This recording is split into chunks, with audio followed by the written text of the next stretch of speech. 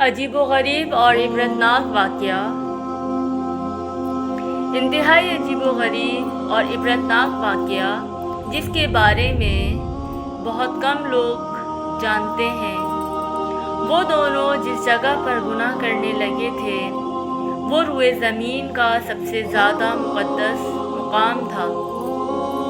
جیسے ہی انہوں نے گناہ کیا اسی وقت ان کے جسم پتھر کے ہونے لگے، ان کی روحیں قبض کر لی گئیں اور گوشت پوست کے جسم پتھر کے بنتے چلے گئے۔ اس وقت ان کے قریب کوئی بھی نہیں تھا، اس لیے جو کچھ ان پر گزری اس کے بارے میں خود انہی کے سوا کسی کو پتہ نہیں چلا تھا۔ یہ تاریخ کا انتہائی عجیب و غریب اور خوفناک ترین واقعہ تھا۔ دو زندہ انسان جن میں سے ایک مرد تھا اور دوسری عورت تھی، عذاب الہی کے تحت پتھر کے بن گئے تھے۔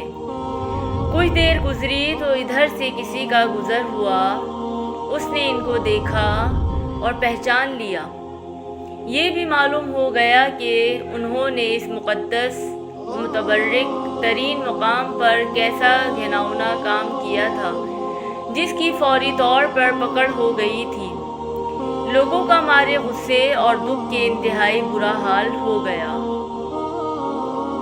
ان دونوں پتھر کے بتوں کو نشان عبرت بنانے کے لیے اس زمانے کے اہل علم اور نیک لوگوں نے ان کو اس مقدس مقام سے کچھ دور اسی علاقے میں ایک دوسرے سے کافی لمبے فاصلے پر آمنے سامنے نصب کر دیا۔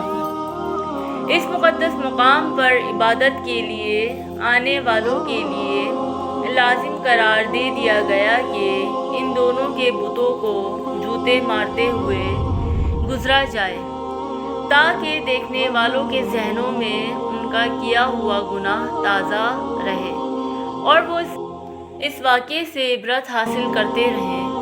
اب جو بھی اس مقدس مقام پر آتا وہ ان کو جوتے مارتے ہوئے گزرنے لگا۔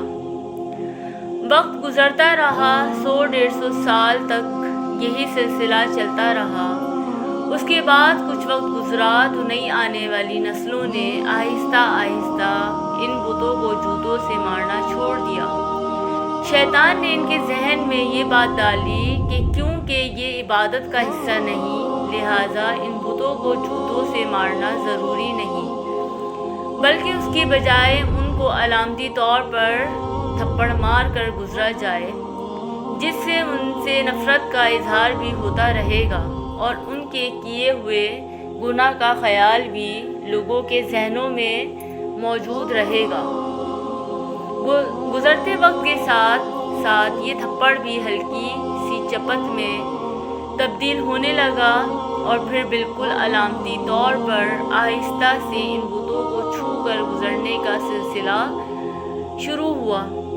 شیطان نے ایک بار پھر ورگلایا، اب لوگ ان بتوں کو اس نیت سے چھوتے کہ وہ ان سے نفرت کرتے ہوئے تھپڑ مار رہے ہیں، لیکن ساتھ ہی اپنی حاجات کے لیے دعا بھی مانگنے لگے تھے۔